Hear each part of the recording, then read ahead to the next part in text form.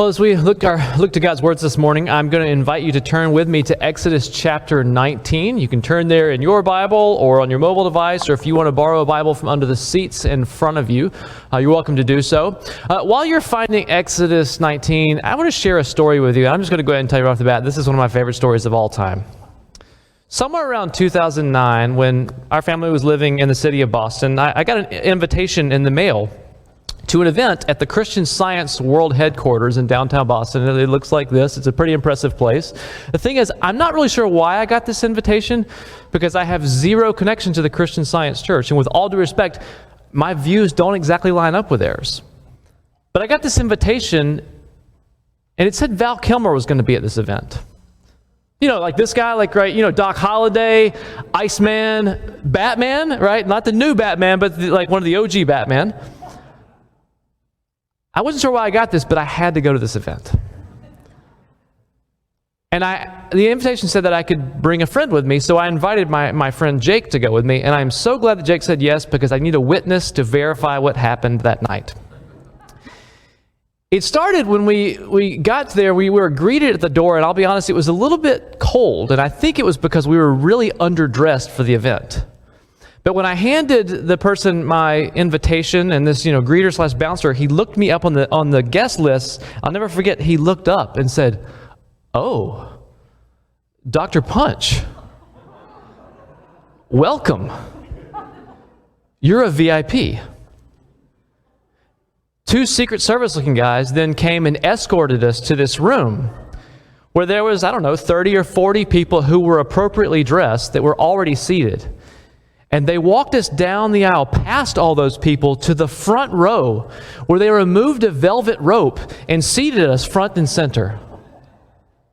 Now, for the next hour or so, people took turns coming on stage, telling us how thankful they were for our support, which Jake and I were like, what? Like, what? They just fawned over us for about an hour or so. And then finally, Val Kilmer came out with a couple of other actors, and they together read parts of a screenplay for a movie that Val was hoping to make. It had something to do with Mark Twain and Mary Baker Eddy, the founder of Christian Science. It was great. In fact, Val Kilmer was great. It was awesome as Mark Twain. Well, after the reception, or after the reading, we were invited to a reception where we actually got to hang out with Val Kilmer. We even took pictures with him, like this one of me that is unfortunately out of focus. We hung out with Val, we talked to him about all sorts of things, and we were having the time of our lives, still not knowing what's going on, having such a good time. And then Val Kilmer just flat out asked us for money. Now, it seems that he thought some VIPs like us could fund his film. Jake and I assured him that we were not VIPs, that we had no money, and that's when Val Kilmer left to go talk to some actual rich people. That's when Jake and I went in search of answers, which we did not find. We asked everyone, and no one could tell us why we were invited. No one could tell us why we were a VIP, even after I found the head person in charge. And I spent 30 minutes trying to talk to him about things, and he grilled me and looked up the database and spent all this time searching. All he could say was, "Let's just say someone thought it was very important that you were here tonight. Have a good evening," and he walked away.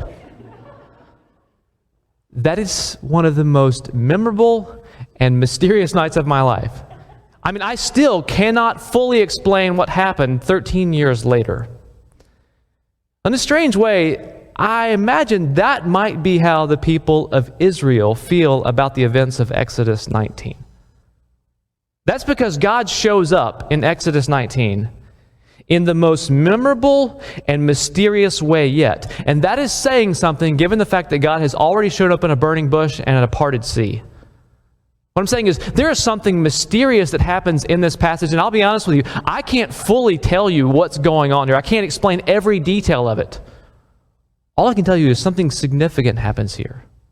In fact, this is a turning point in the history of the people of Israel, in the history of God's people as a whole, because it is from this moment on that God begins directing his people towards a new way of life as liberated people. I invite you to read with me this portion of the Exodus story, Exodus 19, verses 1 through 25. On the first day of the 3rd month, after the Israelites left Egypt, on that very day, they came to the desert of Sinai. After they set up for Rephidim, they entered the desert of Sinai, and Israel camped there in the desert in front of the mountain. Then Moses went up to God, and the Lord called to him from the mountain and said, "This is what you are to say to the descendants of Jacob, and what you are to tell the people of Israel. You yourselves have seen what I did to Egypt, and how I carried you on eagle's wings and brought you to myself. Now if you obey me fully and keep my covenant, then out of all the nations you will be my treasured possession. Although the whole earth is mine, you will be for me a kingdom of priests and a holy nation. These are the words you are to speak to the Israelites."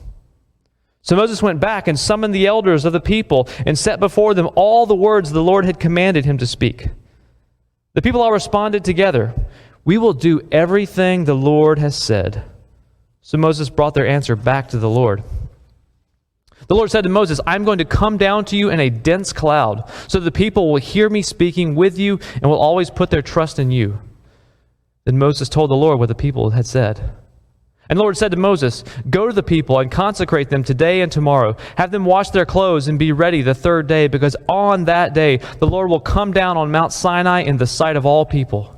Put limits for the people around the mountain and tell them, 'Be careful that you do not approach the mountain or touch the foot of it. Whoever touches the mountains is to be put to death. They are to be stoned or shot with arrows. Not a hand is to be laid on them. No person or animal shall be permitted to live. Only when the ram's horn sounds a long blast may they approach the mountain.'"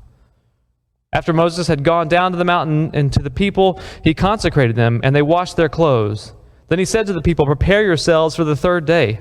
Abstain from sexual relations."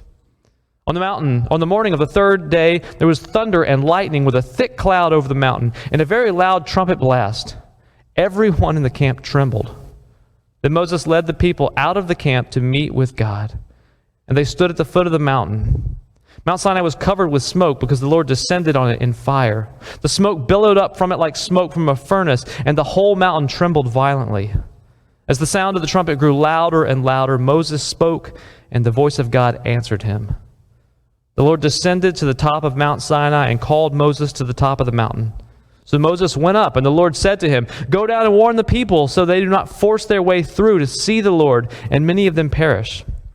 Even the priests who approach the Lord must consecrate themselves, or the Lord will break out against them." Moses said to the Lord, "The people cannot come up Mount Sinai because you yourself warned us. Put limits around the mountain and set it apart as holy." The Lord replied, "Go down and bring Aaron up with you. But the priests and the people must not force their way through to come up to the Lord, or he will break out against them." So Moses went down to the people and told them. This is the word of the Lord. Thanks be to God. So again, we've reached this turning point in the story of Israel and really in the book of Exodus. Like everything that has happened at this point has prepared God's people for this moment. Now, before we talk about where they're going, let's talk about where they've been, just as a quick summary. All the things that God has done to lead his people to this point. It started with the fact that after 400 years of slavery, 400 years of pleas and cries for deliverance, God finally responds. He delivers a man named Moses from the murderous ways of Pharaoh. He reveals himself to Moses in the desert after Moses' life takes a huge detour. And then he sends Moses back into Egypt to bring the people of Israel out of slavery. God sends a series of plagues to pry Pharaoh's hands loose that he might let his people go. And then God protects the people of Israel as Pharaoh changes his mind and goes after them to kill them. God leads the people of Israel through the Red Sea, and he closes up that Red Sea on the Egyptian army who is after the people of Israel. As the people pass through and they enter the desert, God provides food and water all along the way, and he guides them through the desert to the base of Mount Sinai, where the people stand ready for God to give them their marching orders. What I'm saying is God is about to give his people the law, which we will start looking at next week. We'll look at Exodus 20 and the 10 Commandments, which is the beginning of this new way of life. But hear me when I say this. It is really important that you understand this. Before God tells anyone what they are to do, God tells them right here who they are. That is, before God commands that anyone do anything, he says, "Let me remind you who you are because of what I have done. Better yet, let me tell you what I'm going to do because of who you are." This is critical, again, for understanding the people of Israel, but this is also critical for understanding us Because as I've been saying throughout this series, the story of Exodus really is the true story of the whole world. This may tell us part of the story of Israel, but this really points us to the much grander, the much bigger story that is true for all of us. The fact that God is able to liberate all people from slavery to sin and death and hell through the life, death, and resurrection of Jesus. So we're going to understand their story, but we're going to look at our story through this lens and recognize that even us, before God tells us what to do, He tells us who we are. Or you might say, before God commands us to live by His grace, He tells us what He has done by His grace. That He saves us by His grace for good works and not saving us by our works. Now, this is the story that we find here in Exodus 19, in this picture that is painted for us. And again, I told you at the beginning, this is a pretty mysterious picture. There are a lot of things that are a little bit unclear, kind of like the photo that Jake took of me and Val. We're going to do a little bit of work together to hopefully bring it into sharper focus, kind of like the photo that I took of Jake and Val. Seriously, we're going to look for God's grace, and we're going to do so by looking at three important things in this passage that give us this picture of God's grace in our lives. And it starts with the separation that exists between God and us. The second thing we see is the need for something to be done, for a cleansing, for a change, for a purification. And thirdly, we're going to see God's provision of a mediator in that. Let me say it again. There is the separation that exists between God and us. 2, there is the cleansing or purification that is necessary. And 3, there is the mediator that is provided. Now, it starts with the separation that exists between God and us. And we see this in the distinction, in this picture of Mount Sinai, where there is clearly a separation between God and His people. I mean, God tells Moses explicitly, hey, tell the people to be careful not to approach the mountain or to even touch it. He says in verse 21, go down and warn them not to force their way up to see the Lord so that no one perishes. He says, put limits around the mountain in verse 23 and set it apart as holy. Now, there is nothing magical about Mount Sinai.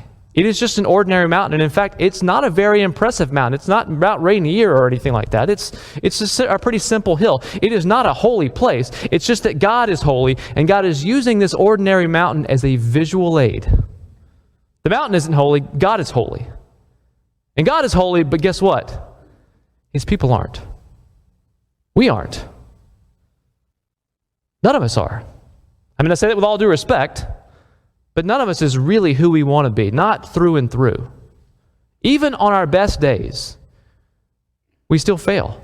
Even on our best days, we still think and say and do things that are selfish and self-destructive. And if you want to question the validity of that statement, let me invite you into a little exercise. Imagine if other people had an app on their phone that they could just see what's going on in your head during the day. I'm not talking about the carefully curated images that we portray online. I'm talking about the real stuff that you think about all day long. Imagine if everyone could see that.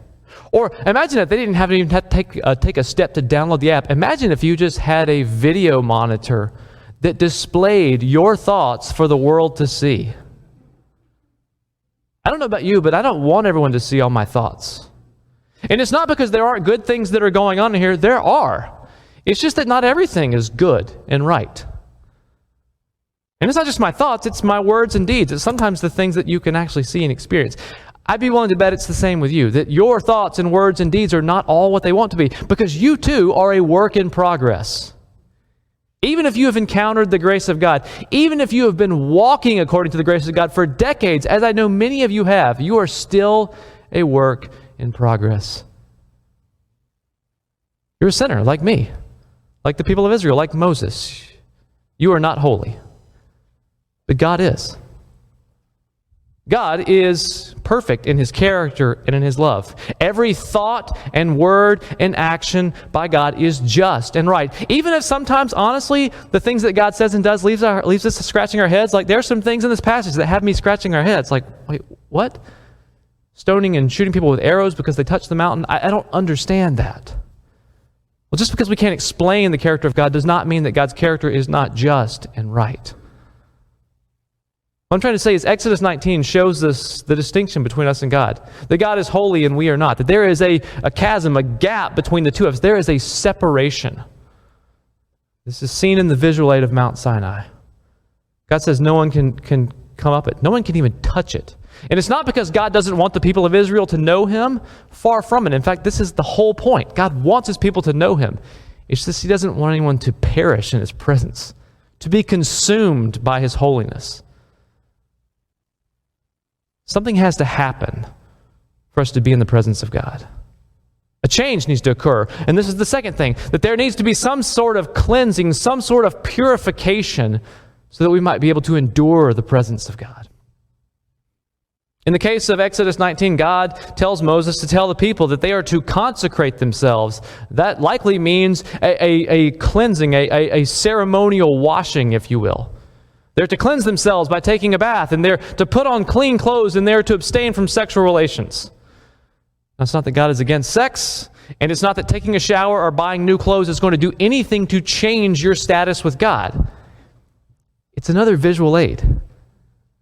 God is saying in the same way that you might clean up yourself on the outside to make yourself presentable to other people, you need to clean up the inside. Something has to happen to cleanse a guilty soul and a guilty conscience so that you might be able to withstand and endure and enjoy the presence of God.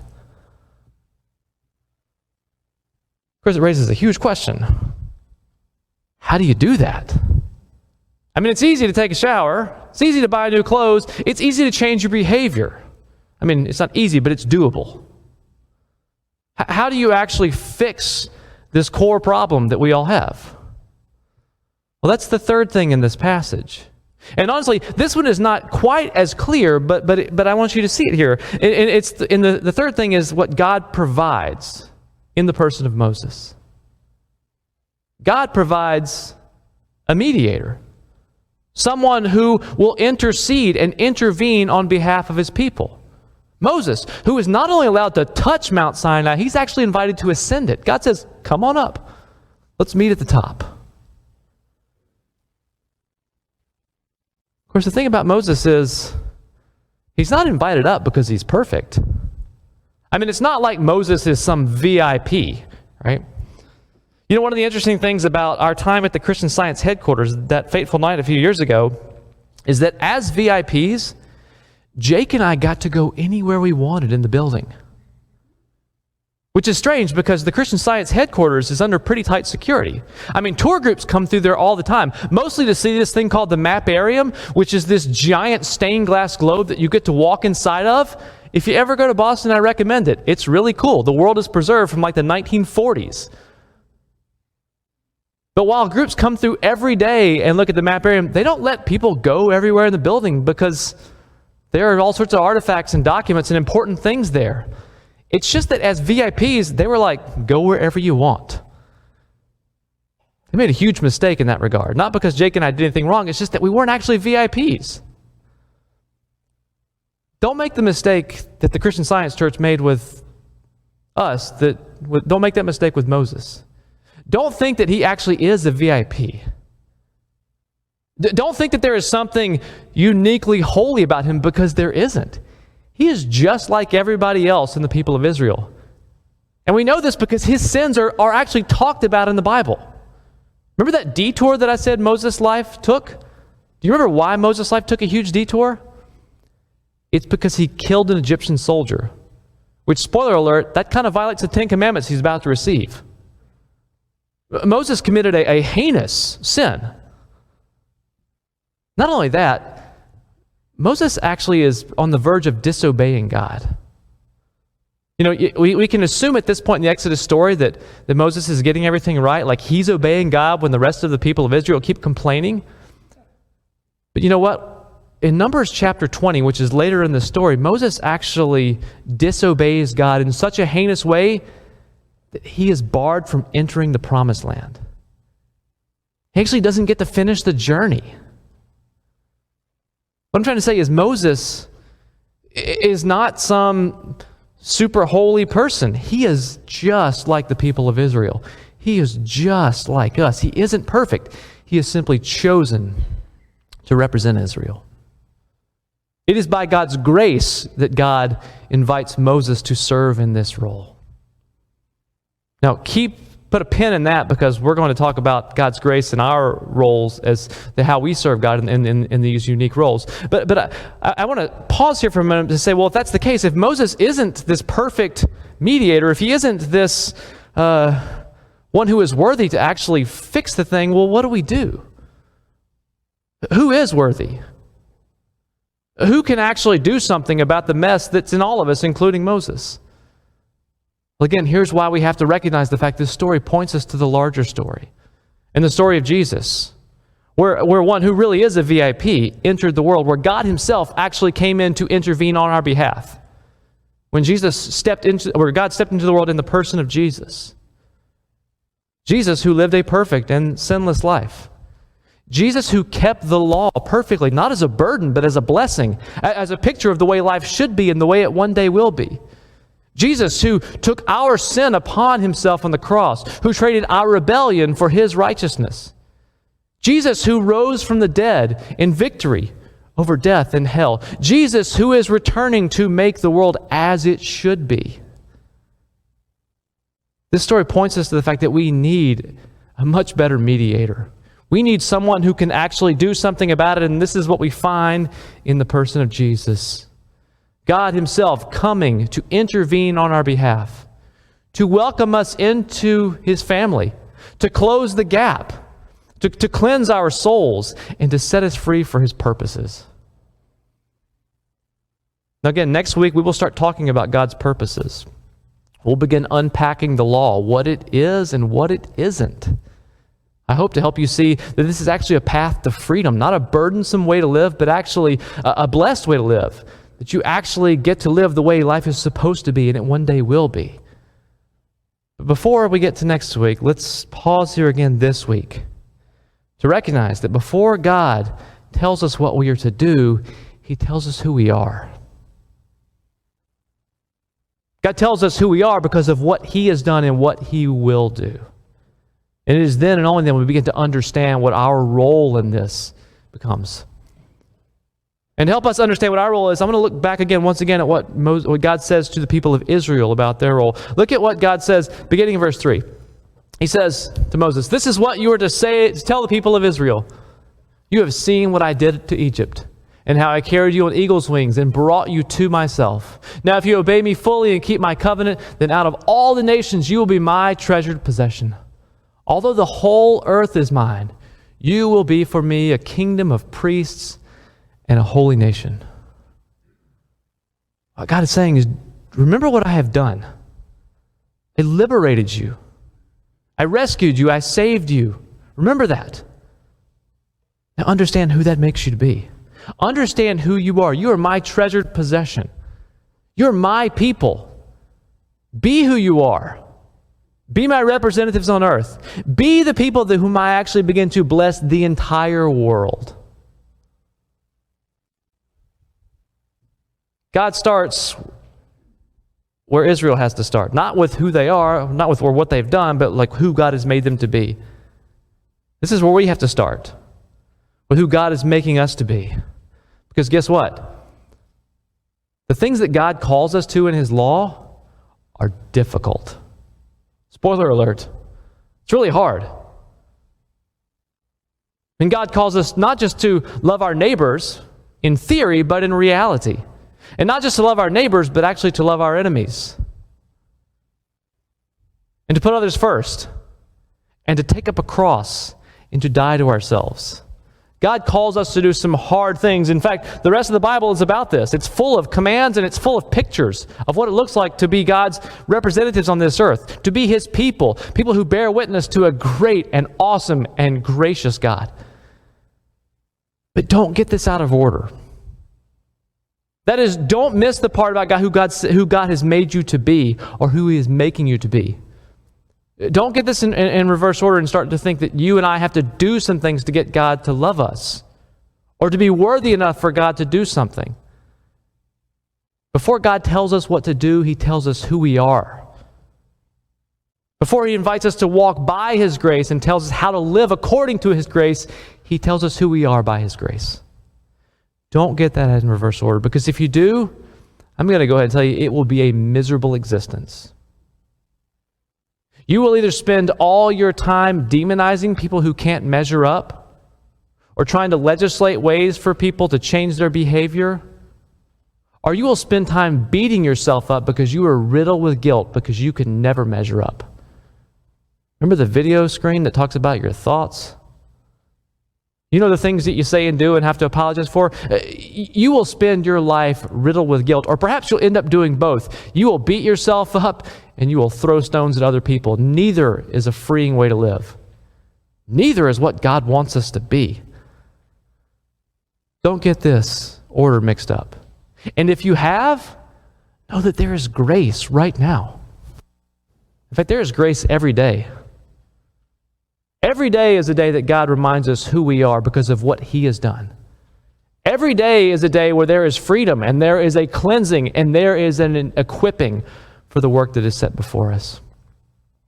So if you find yourself riddled with guilt, if you find yourself living like you're the morality police, if you find yourself in despair because the world is not in order and you just can't fix it, know that there is a God who will fix it in the end, and a God who is even now present and at work in the midst of it. Let Him be at work in you. Receive His grace. Let Him tell you who you are, and let Him make you be more of who you are. For your rest and your joy and His glory. And so the world might know. Let's pray.